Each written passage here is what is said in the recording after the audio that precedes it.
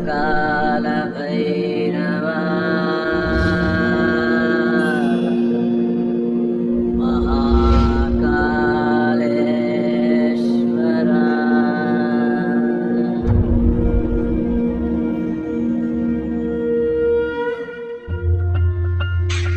मध्य प्रदेश के मालवा में क्षिप्रा नदी के तट पर हजारों वर्षों से भी पहले से बसी है भारत की सबसे प्राचीन सांस्कृतिक एवं धार्मिक नगरी उज्जैन। अलग अलग सदी में ये अलग अलग नामों से जानी जाती रही है। उज्जैनी, अमरावती, कुशस्थली, कनकश्रृंगा और अवंतिका। अवंतिका नगरी भय को दूर करने वाली, अकाल मृत्यु का योग होता है उसको दूर करने वाली। जितने भी भगवान विष्णु के अवतार हुए हैं, पूर्व अवतार हुए हैं, वरा अवतार हुए हैं, नरसिंह अवतार हुए हैं, राम कृष्ण, सभी अवतार किसी न किसी समय पर अपने अवतार के समय पर अवंतिका में आए हैं। पुराणों में सप्तपुरी यानी 7 मोक्षदायी नगरों का वर्णन है, उसमें उज्जैन नगरी भी शामिल है। प्राचीन काल में उज्जैन में हजारों मंदिर स्थापित किए गए थे, इसलिए उज्जैन को मंदिरों की नगरी भी कहा जाता है। यहाँ महाकाल ज्योतिर्लिंग के अलावा 84 लिंगों में महादेव अलग अलग रूपों में मौजूद है। हमारे अवंतिका में शक्तिपीठ है, हरसद्धि शक्तिपीठ है, जो विक्रम की आराध्य देवी है और कृष्ण की कुल देवी है। प्राचीन काल में ये विक्रमादित्य के राज्य की राजधानी भी थी। यहाँ पर महाकाली हर सिद्धि के रूप में मौजूद हैं। कथाओं के अनुसार उज्जैन में सती की कोहनी गिरी थी और हर सिद्धि मंदिर वहीं स्थापित किया गया था। रोज शाम को मंदिर के प्रांगण को दीपों से सजाया जाता है और आरती के समय मंदिर की छटा बेहद खूबसूरत व निराली होती है। प्राचीन काल में ये कापालिकों का एक बहुत बड़ा केंद्र रहा है और उज्जैन के जितने इस समय देवता उपस्थित हैं, ये सभी कहीं ना कहीं अघोर या कापालिक मतों के ही प्रतिपादन हैं।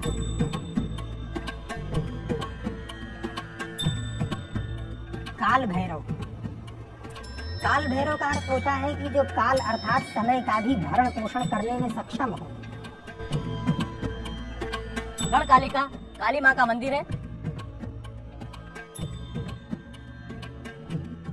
जो महाकवि कालिदास की आराध्य देवी रही है, जहाँ से कालिदास को ज्ञान प्राप्त हुआ है।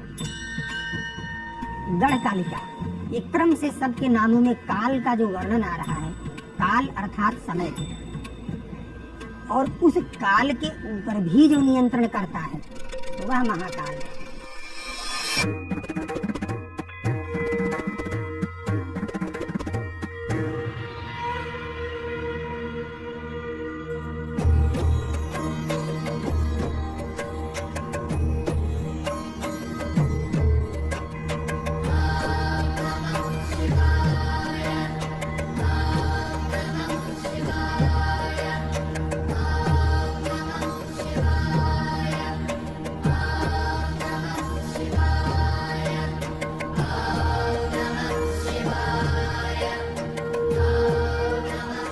दूषण दैत्य का वध करने के लिए और उसके कोप से एक ब्राह्मण बालक को बचाने के लिए भगवान शिव स्वयं प्रकट हुए थे इस जगह पर और उस दैत्य को और उसकी समस्त सेना को यहाँ पर नष्ट कर दिए थे। उस बालक के निवेदन पर भगवान महाकाल ने हमेशा के लिए उसके पास निवास करने का निश्चय किया और इस ज्योतिर्लिंग के स्वरूप में यहाँ स्थित हो गए। तब से यह स्वयंभू ज्योतिर्लिंग यहाँ पर विराजमान है। भगवान शिव देश भर में 12 स्थानों पर ज्योतिर्लिंग के रूप में विराजमान है। उज्जैन में इन्हीं में से एक ज्योतिर्लिंग महाकालेश्वर मंदिर के गर्भगृह में स्थापित है। भगवान शंकर का ये एक पूरा ब्रह्मांड में एक ही शिवलिंग है जो दक्षिणाभिमुख ज्योतिर्लिंग है। दक्षिण दिशा काल को जिसमें भस्म कर रखा है वो महाकाल है। गर्भगृह में ऊपर सिद्धि यंत्र स्थापित है। महाकाल के बाईं ओर गणेश विराजमान है, दाईं ओर त्रिशूल के पीछे कार्तिकेय और दोनों के मध्य में माता पार्वती। इस ज्योतिर्लिंग की वास्तविक समय सीमा यह कब से है, इसके बारे में हमारे ग्रंथ मौन है। वो कथानक उपलब्ध होता है, किंतु समय सीमा का निर्धारण उपलब्ध नहीं होता है। पुराणों के आधार पे हम 5 से 7 हजार वर्ष पूर्व इस मंदिर के निर्माण तक तो पहुंच सकते हैं, लेकिन इस मंदिर के निर्माण के पूर्व यह ज्योतिर्लिंग कब से है, इसके बारे में हमारे ग्रंथ मौन है। क्योंकि आज भी वास्तविक भूतल के नीचे महाकाल जी विराजमान होते हैं।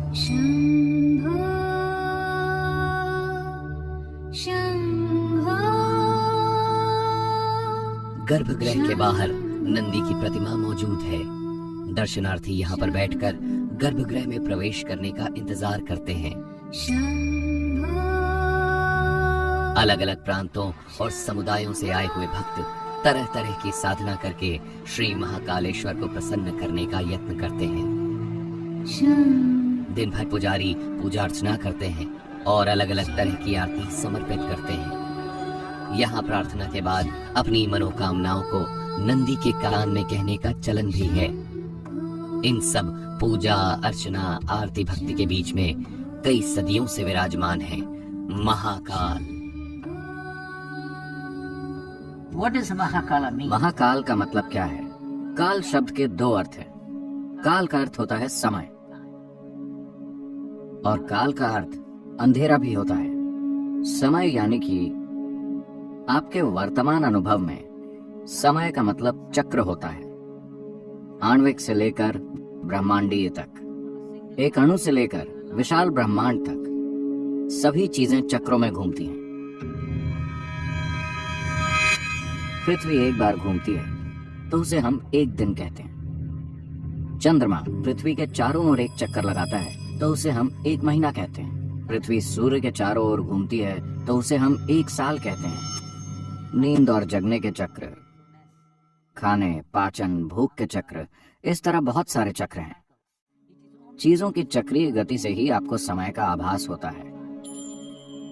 अगर चक्रीय गति नहीं होती, अगर सृष्टि में चक्र नहीं होते, अगर भौतिकता नहीं होती, तो आपको समय का अनुभव नहीं होता।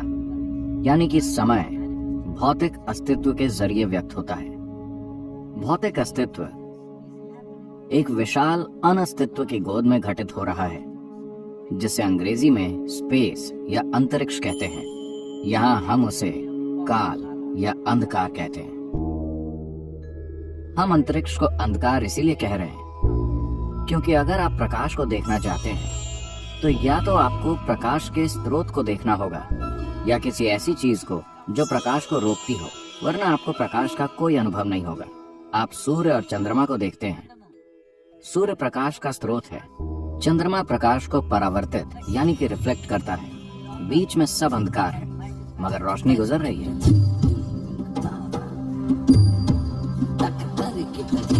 अस्तित्व का मूल आधार है काल या समय, क्योंकि समय के कारण ही स्थान की गुंजाइश है, वरना स्थान का अस्तित्व नहीं होता।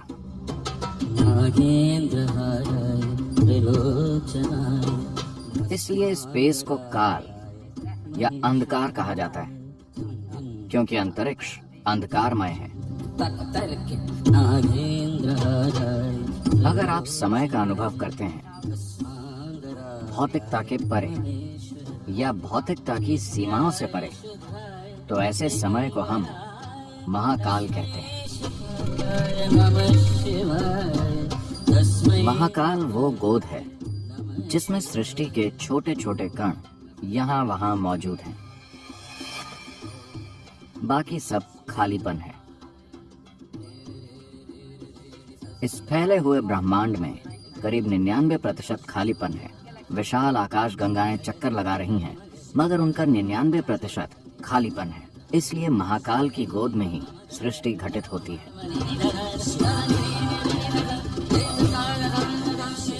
अगर आप सृष्टि के सीमित कणों से जुड़े हुए हैं तो आप समय का अनुभव चक्रीय गति के रूप में करते हैं। इस आयाम को संसार कहा जाता है, जिसका अर्थ है चक्रीय गति। अगर आप इसके परे चले जाते हैं तो इसे हम वैराग्य कहते हैं, यानी कि आप पारदर्शी हो गए हैं। जब आप पारदर्शी होते हैं तो आप रोशनी को नहीं रोकते। रोशनी को न रोकने का अर्थ है कि आप जीवन की बाध्यकारी प्रकृति या चक्रीय गति से मुक्त हो गए हैं। जीवन की चक्रीय गति से मुक्त होने को मुक्ति या मोक्ष प्राप्त कर लेना कहा जाता है।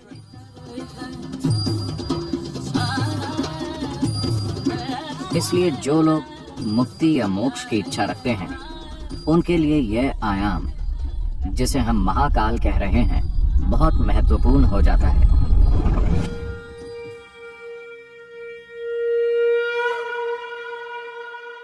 ये सिर्फ संस्कृति से जुड़ी हुई चीज नहीं है, इसमें एक विज्ञान है। उस कृपा क्षेत्र में होने पर, इस महाकाल रूप की मौजूदगी में जब आप वहां जाते हैं तो सब कुछ खत्म, सब कुछ जलकर राख हो जाता है। इसका अर्थ है कि आप भौतिक से मुक्त हो गए हैं। वो रूप आपको अपनी परम मुक्ति, मोक्ष की ओर ढकेलता है। मुक्ति की ओर ले जाने वाले महाकाल की आराधना में कई आरतियां की जाती हैं। सूर्योदय से पहले भस्म आरती से दिन की शुरुआत होती है। भस्म आरती के दौरान महाकाल को पंचामृत अर्पित किए जाते हैं।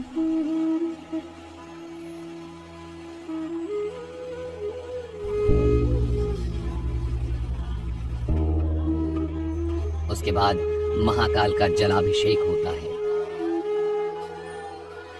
और फिर अनेक विधि विधाओं से महाकाल का श्रृंगार किया जाता है। नमामि शमीशान निर्वाण रूपम विभुं व्यापकं ब्रह्म वेद स्वरूपम। भगवान यहाँ पर ब्रह्म रूप में विराजमान है, क्योंकि ब्रह्म का जो स्वरूप है निराकार और साकार दोनों स्वरूपों के अंदर परमपिता परमात्मा रहते हैं। भगवान महाकाल जब प्रातः काल भस्म आरती होती है तो वो निराकार से साकार रूप धारण कर लेते हैं, अर्थात शिव से वो शंकर बन जाते हैं।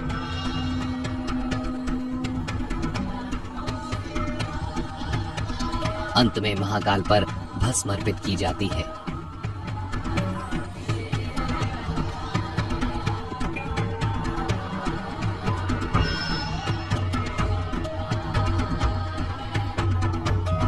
ये प्राचीन मंदिर जब से स्थापित हुआ है, तब से यहाँ पर भस्म का लेपन होता है और यह क्रिया भगवान महाकाल की प्राचीन समय से सन्यासियों का एक विशेष वर्ग करता आया है और सन्यासियों के उस विशेष वर्ग का जो महंत होता है, वही भगवान महाकाल पर भस्म का लेपन किया करता है।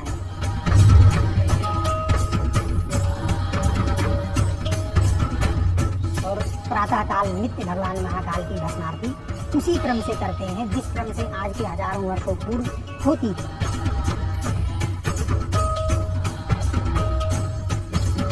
और यही भगवान महाकाल की मुख्य पूजा मानी जाती है।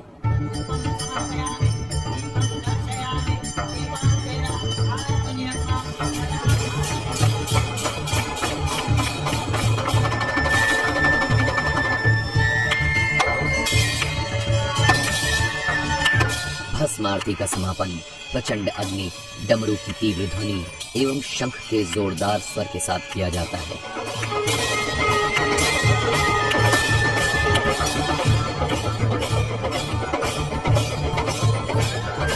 प्रातः काल भस्म आरती के बाद 7 बजे दध्योदक आरती होती है।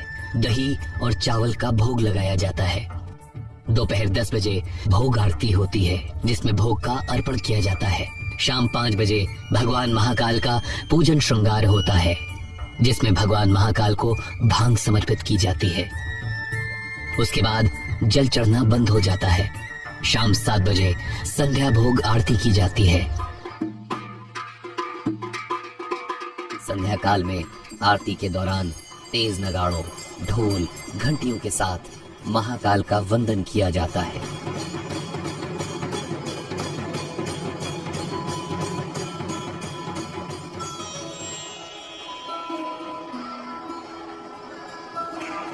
जब संध्या आरती होती है, संध्या आरती को मृदंग आरती भी कहा जाता है, तो वो आरती का दिव्य दृश्य ऐसा लगता है कि कोई राजा का मनोरथ हो रहा है। भगवान राजा के स्वरूप में बैठते हैं, अवंतिका के राजा है, ब्रह्मांड के राजा है। और ऐसी मान्यता है कि यहाँ कोई भी दूसरा राजा रात्रि विश्राम नहीं करता, महाकाल ही स्वयं ब्रह्मांड के राजा है। संध्या आरती का सुंदर चित्रण कालिदास ने अपने ग्रंथ मेघदूत में कुछ इस प्रकार किया है। हे मेघ, जब तुम उज्जैनी जाना तो महाकाल के दर्शन अवश्य करना, वहां की संध्या आरती को अवश्य देखना। संध्या काल में लाखों की संख्या में पक्षी मंदिर के प्रांगण में लगे पेड़ पर एकत्रित होते हैं और आरती की भव्यता पर 4 चांद लगा देते हैं।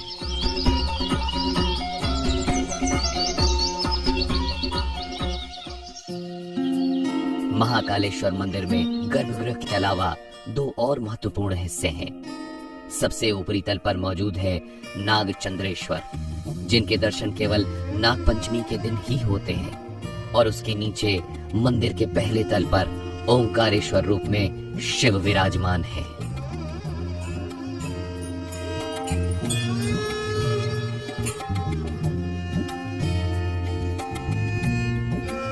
सिंहस्थ कुंभ उज्जैन का महान धार्मिक पर्व है। कुंभ का शाब्दिक अर्थ है कलश। पुराणों में वर्णित कथाओं के अनुसार समुद्र मंथन के बाद अमृत लेकर जाते समय अमृत की 4 बूंदें कलश से छलकी और पृथ्वी पर गिर गईं। उसके बाद उन 4 स्थानों हरिद्वार, नासिक, प्रयाग और उज्जैन में कुंभ मेले की प्रथा का जन्म हुआ। कुंभ के दौरान चैत्र मास की पूर्णिमा से लेकर वैशाख की पूर्णिमा तक पवित्र क्षिप्रा नदी में स्नान करने को काफी महत्वपूर्ण माना गया है। This is the 12th cycle. ये 12 साल के सौर चक्रों का 12वां चक्र है। इसे सिंहस्थ कुंभ कहा जाता है। महाकाल के दर्शन हेतु श्रद्धालुओं की भीड़ सदियों से लगती रही है।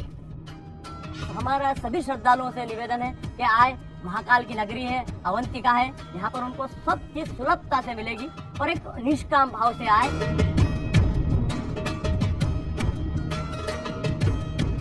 शास्त्रों के अंदर भगवान शिव के चरण स्पर्श का महत्व अर्थात भगवान शिव के चरणों में स्पर्श है, ना कि लिंग पे स्पर्श है। दूर से ही भगवान शिव को भी यदि नमस्कार कर लेता है, दूर से यदि भगवान शिव को किसी जल पात्र के माध्यम से भगवान पर जल चढ़ा देता है तो भगवान महाकाल के ऊपर जल चढ़ता है। यह भावना लेकर आए। भगवान के ऊपर जो जल चढ़ रहा है, जल लेने की प्रथा, जो निर्माल्य से लेने की प्रथा है, वो जलाधारी से है। कुछ लोग श्रद्धालु भगवान का जो कलश चढ़ रहा है उसमें से जल लेते हैं, वो गलत है। भगवान महाकाल को मस्तक नहीं लगाना चाहिए, उनको या तो जलाधारी में स्पर्श करें। वो दूसरा, मंदिर की एक मर्यादा है, उसका पालन करें।